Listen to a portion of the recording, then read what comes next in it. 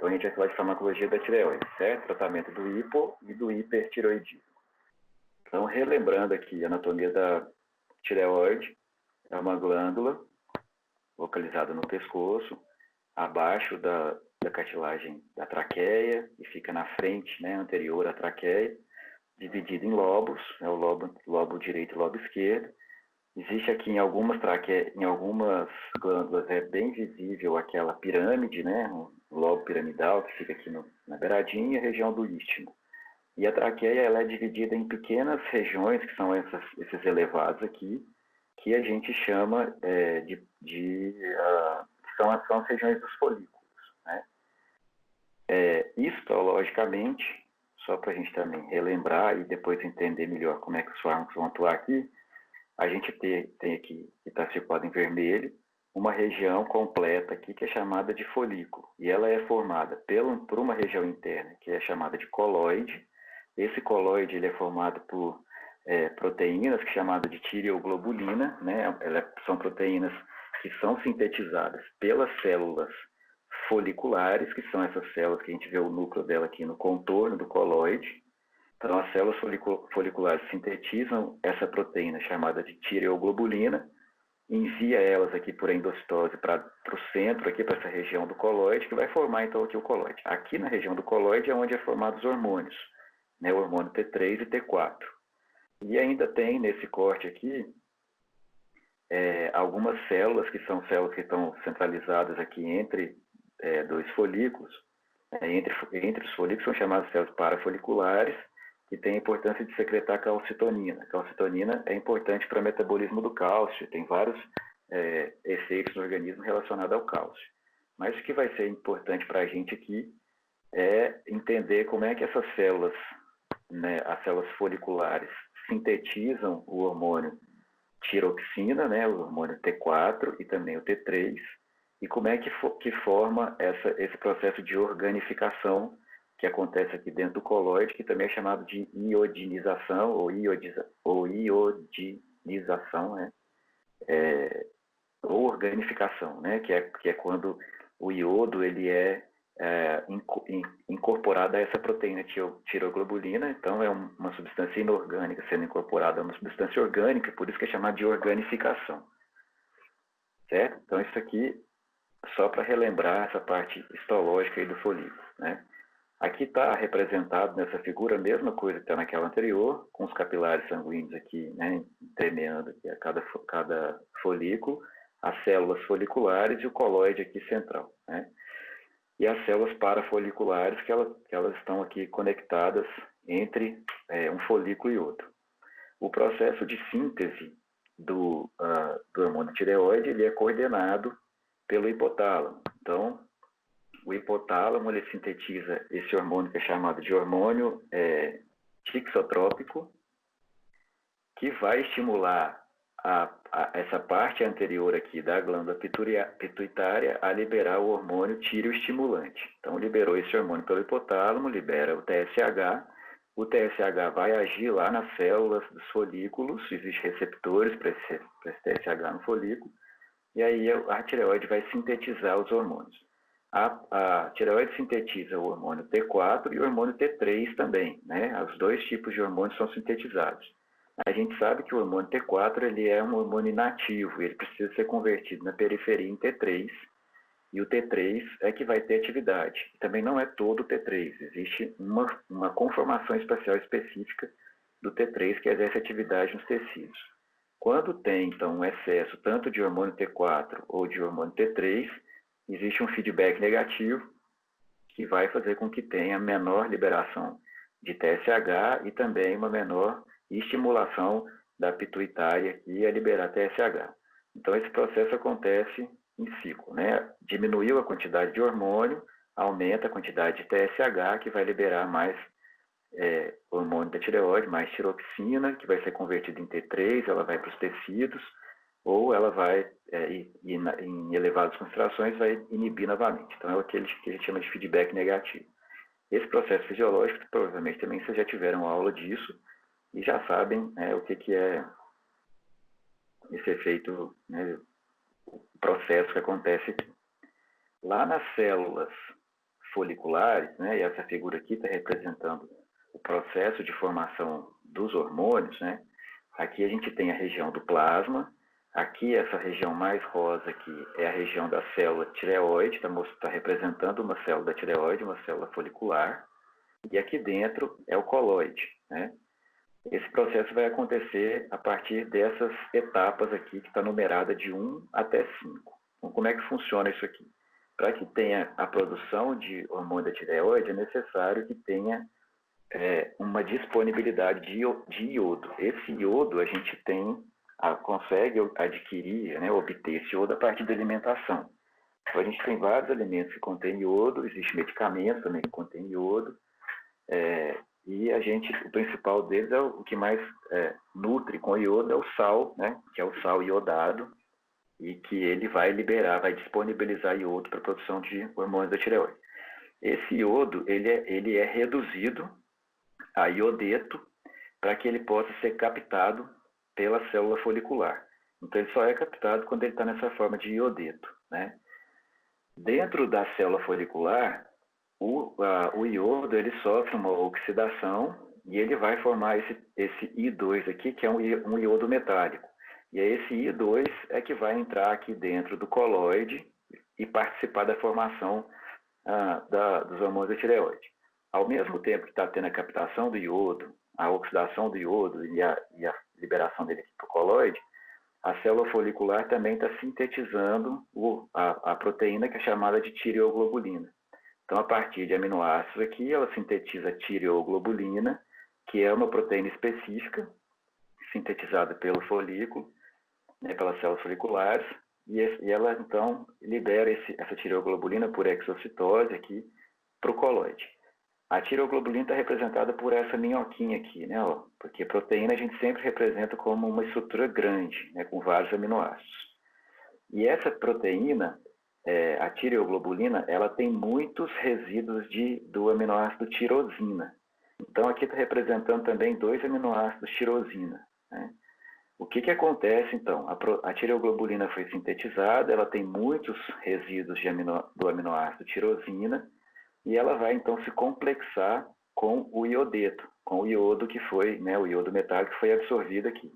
Esse iodo vai se juntar, então, a tireoglobulina se junta com o iodo e vai formar, então, as moléculas, os resíduos de tirosina iodados, né? Esse processo é feito a partir de uma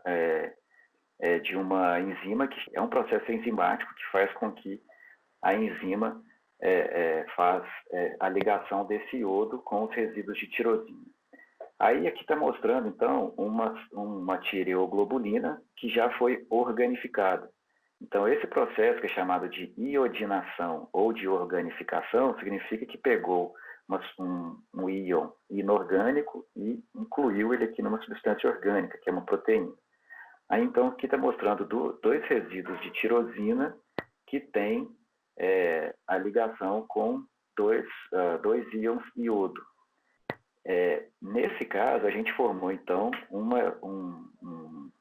uma molécula aqui de iodo, uma molécula de tirosina diiodada, que é chamada, né? Diiodada porque ela recebeu 2 iodos.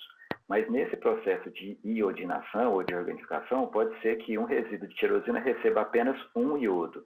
Então, ela vai ser chamada de uma tirosina monoiodada. Então, a gente tem aqui, né, representando 2 tirosinas diiodadas, né, que foram, então, organificadas com 2 íons iodo. A partir desse momento aqui, a tirosina, então, já está pronta para ser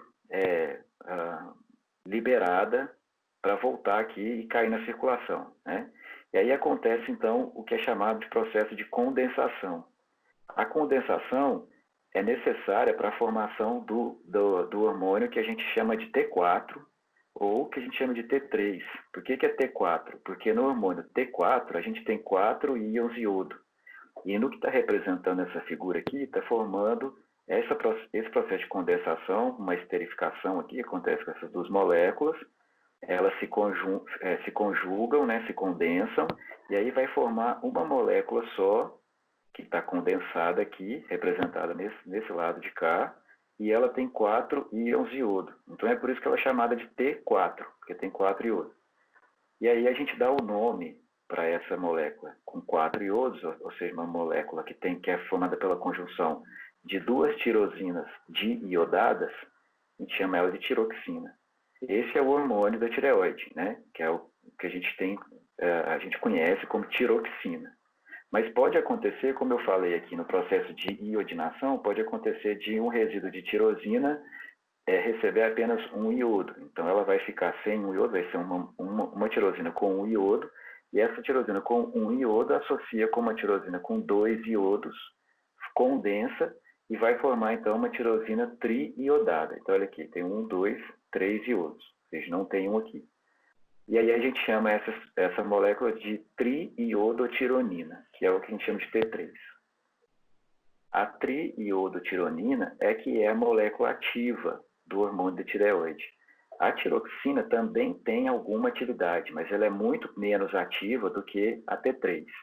Então, na circulação, né, isso aqui então, depois que sofreu a condensação, vai ser liberada os resíduos de tiroxina iodada sofrem um efeito proteolítico, ou seja, eles vão ser quebrados da proteína e vai ser também liberado para a circulação por exocitose. Na circulação, o hormônio T4, para que ele se torne efetivamente ativo, ele tem que ser transformado em T3. Então, o T4 ele vai ter que sofrer a perda de um iodo para ser transformado em T3 e ser efetivo lá nos tecidos onde ele atua, onde esse hormônio atua. Bom, aqui está mostrando o mecanismo do hormônio dentro de uma célula, né? Aqui está um plasma sanguíneo contendo o hormônio T4 e T3, e aí o hormônio T3 aqui, ó, ele é carreado para dentro da célula na forma de T3 mesmo. Né? Dentro da célula, o T3 é que vai exercer o efeito. O hormônio T4 ele sofre a ação de uma enzima chamada deiodinase, e a deiodinase vai converter o T3 em T4. Né? Pelo nome, a gente já sabe que deiodinase significa que vai retirar um iodo. Então, o T4 vai ser convertido em T3, e o T3 é que vai exercer o efeito intracelular. O mecanismo de ação do hormônio, ele é intranúcleo, né? No processo de transcrição. Ele tem a capacidade de reconhecer alguns genes aqui, que vai aumentar a expressão desses genes, e aí vai ter a síntese de proteínas específicas que vão ter efeitos metabólicos diversos no organismo e que essas proteínas vão se ligar em algum alvo de ligação das células em que os hormônios da tireoide têm efetividade. Então, a gente sabe que o hormônio da tireoide eles são importantes para o metabolismo, são importantes para o crescimento, para o desenvolvimento do organismo, o desenvolvimento físico, né, e o desenvolvimento mental, desenvolvimento de músculos e vários outros efeitos que os hormônios da tireoide exercem no organismo. Né? Então, em todas as células em que existe a ação do hormônio da tireoide, ela vai agir dessa mesma forma, né? No processo de transcrição, promovendo síntese de algumas proteínas específicas. Por exemplo, o hormônio de crescimento, ele é estimulado pela ação do hormônio T3, né? Do hormônio da tireoide. Beleza? Então, isso aqui só ilustrando como é que é a formação, né, do T4 convertido por T3 e a ação desse T3 nas células-alvo. Né?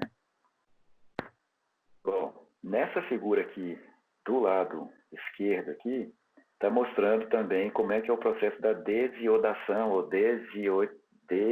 desiodinase, né, que é a enzima que faz essa conversão do T4 para o T3.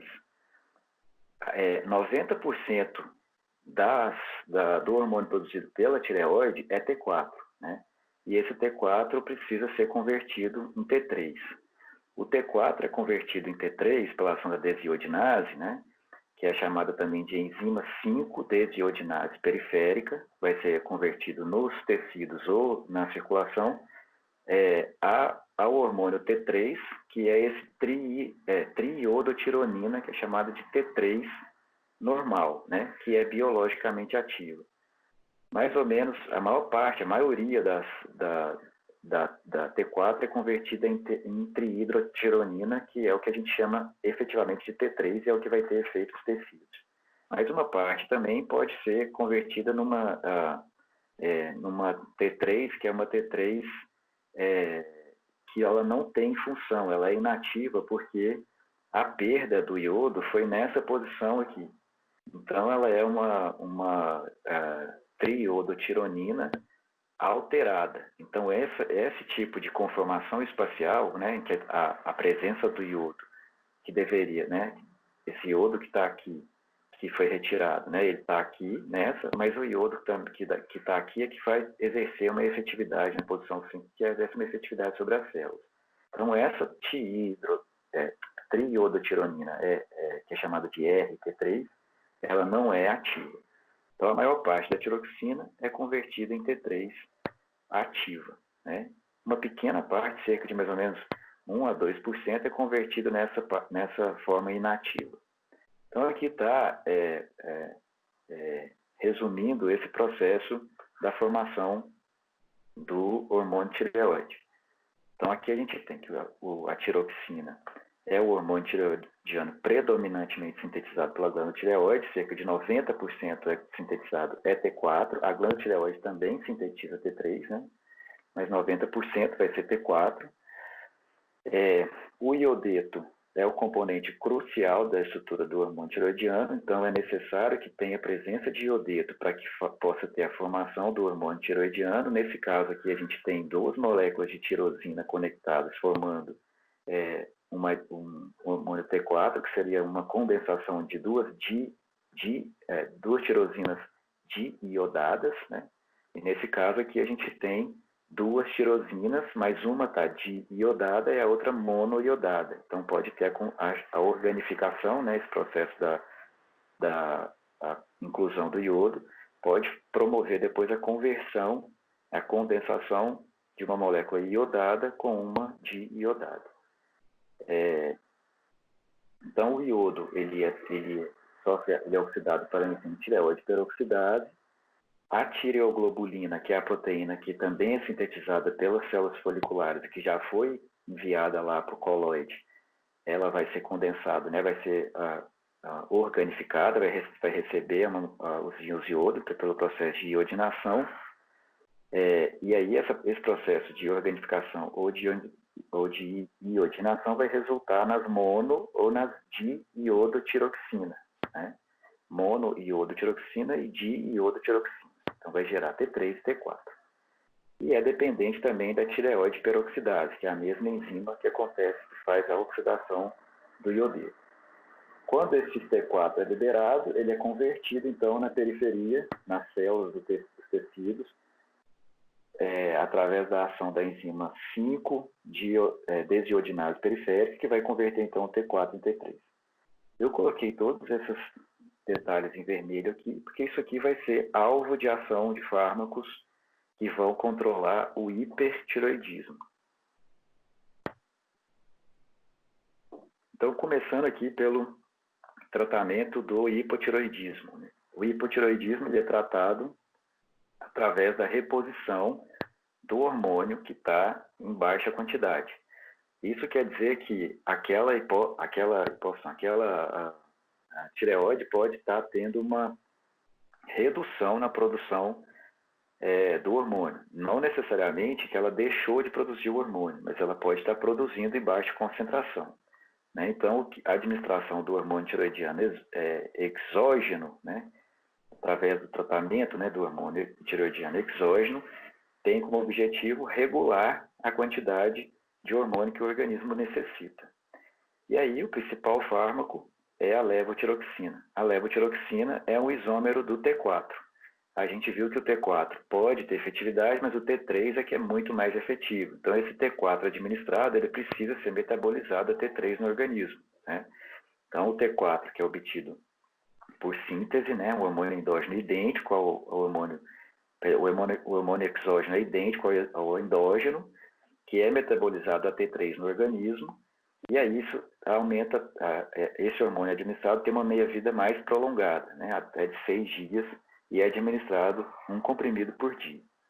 Esse T4, a administração do T4, ele é o tratamento de escolha para o hipotireoidismo e é uma escolha muito individual, né? Cada paciente vai necessitar de uma quantidade de levotiroxina específica. Por isso que quando a gente pega, por exemplo, o medicamento Puran, né, a gente tem lá o Puran T4, existe o Puran, existe também existe mais outros dois fármacos, outros dois medicamentos que são de referência, é o Tirox, e existe um terceiro que eu esqueci o nome. Existem várias apresentações desses medicamentos. Então a gente vê que tem, por exemplo, Puran, existe ele de 25 microgramas, 35 microgramas, 88 microgramas, 123 microgramas, é tudo quebradinho assim, né? E é um monte, existe até 250, 300 microgramas. Por que que vem um monte? A indústria farmacêutica, já sabendo que o paciente precisa de um tratamento individual, né, de acordo com o que ele está necessitando de quantidade de hormônio, já começou a produzir as diferentes apresentações com concentrações até quebradinhas, assim, 37,5 microgramas, né, 88 microgramas, tudo é bem quebradinho, que é para poder atender a todas as necessidades dos pacientes. Então, isso é uma estratégia da indústria. E claro que facilitou também para a vida do paciente, né? O hormônio da tireoide, ele pode ser manipulado também numa farmácia de manipulação e fazer aquela concentração que necessita para um determinado paciente. Acontece que teve alguns anos atrás, o hormônio da tireoide, ele é um hormônio administrado em baixa concentração, né? Microgramas. E na farmácia de manipulação é necessário fazer uma diluição do pó, né, do pó da levotiroxina nos recipientes, e para isso é necessário fazer uns cálculos que se der qualquer errinho nesses cálculos, pode dar erro na concentração da levotiroxina. Então, aconteceu alguns casos, né, são fármacos de baixo índice terapêutico. Aconteceu alguns casos, não só no Brasil, mas em outros países também, de, por exemplo, durante um cálculo desse aí, que deveria colocar 30 microgramas, a pessoa errou microgramas e acabou colocando miligramas, né? Que é um zero a mais só. Então, 30 miligramas é muito maior, né? 10 vezes maior do que, mais de 10 vezes, 100 vezes maior do que a dose que necessitava. Então, aconteceu, levou o paciente a óbito, as coisas.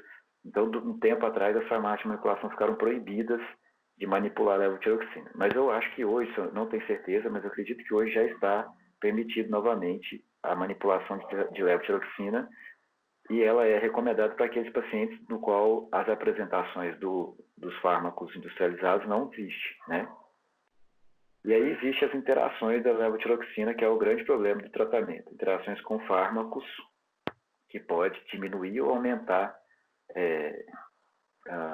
diminuir a absorção da levotiroxina ou aumentar a excreção da levotiroxina. Qualquer fármaco indutor enzimático, que vocês lembram o que é fármaco indutor enzimático, pode aumentar a excreção de T4. Então, o indutor enzimático é aquele que aumenta a quantidade de proteínas citocromo P450, e isso faz com que tenha uma maior metabolização da levotiroxina, aumenta a excreção do T4 e isso reduz a concentração plasmática. Então, acaba tendo um déficit de hormônio naquele organismo, né? E outros fármacos podem reduzir a absorção. As resinas, por exemplo, a colestiramina, resinas são aqueles fármacos utilizados para o tratamento das dislipidemias, e são fármacos que reduzem a absorção do colesterol. Então, esses fármacos que, na verdade, eles impedem, né, a absorção do colesterol que é administrado com o alimento, né, que veio com o alimento. Então, isso também, a associação com esses fármacos diminui a absorção de levotiroxina. Então, uma associação não recomendada. E alguns outros fármacos podem alterar essa absorção, por exemplo, o uso de antiácidos, que altera pH, né? A ingestão de alimento não altera a absorção e, enfim, o tratamento é individualizado, né? Para o tratamento do hipotireoidismo, né, o único tratamento que a gente tem é a reposição de hormônio, que é efetivo. O grande problema é que precisa controlar isso. O paciente começa com uma dose, depois precisa aumentar ou às vezes diminuir, né? E o paciente que vai manifestar as queixas também através dos exames clínicos, né, da concentração de T4 ou concentração de TSH no organismo.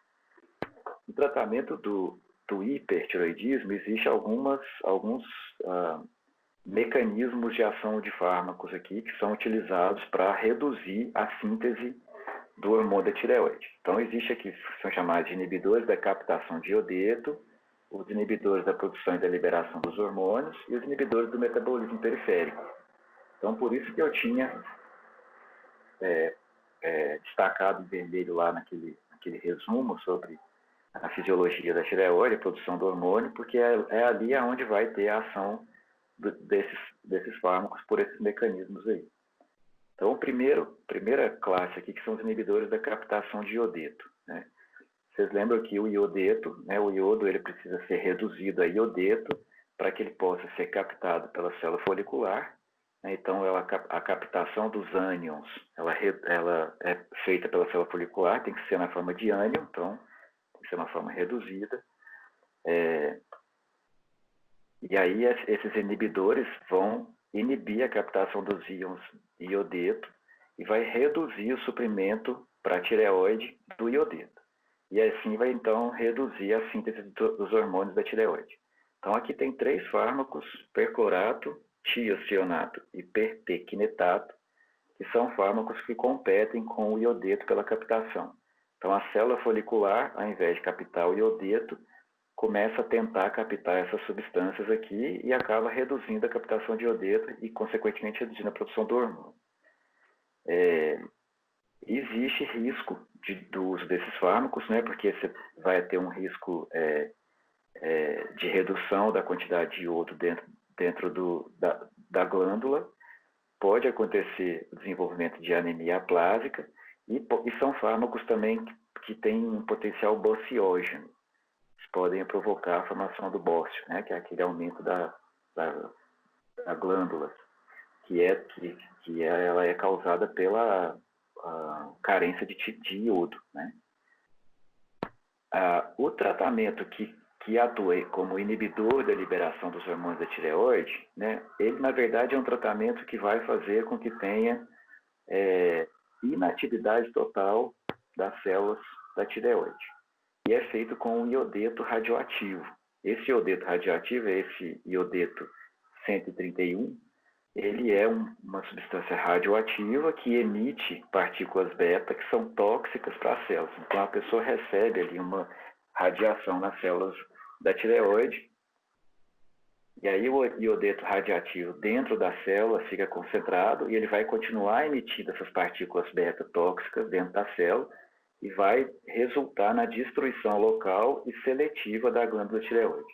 A consequência disso é que a pessoa vai desenvolver hipotireoidismo, porque ela vai perder a função, né, da tireoide produzir o hormônio. E é uma alternativa também para a cirurgia do tratamento do hipertireoidismo. Em alguns casos é necessário fazer cirurgia e retirada da glândula, né? É uma alternativa para o procedimento cirúrgico. O iodeto é muito efetivo para, ou seja, destruir a glândula tireoide. E a pessoa desenvolve hipotireoidismo e vai ter, então, que voltar a utilizar o hormônio exógeno, né, a levotiroxina.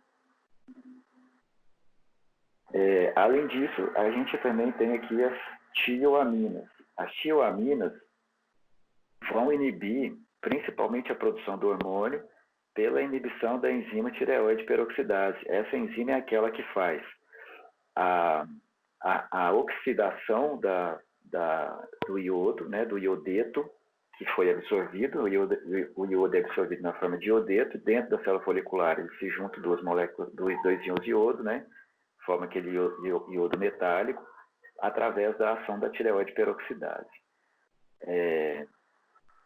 Aí os fármacos, a classe dos fármacos é chamada de tioaminas, né?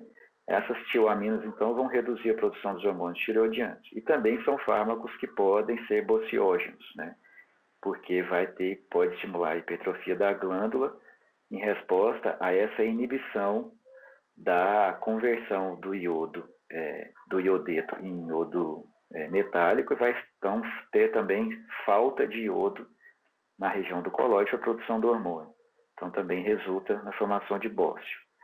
Tem 2 fármacos que está aqui, a propil tiuracila, tiamazol, e também tem o metinizol, que na figura anterior, depois eu vou voltar lá, ele até mostra onde esses fármacos têm efetividade, né, onde eles atuam.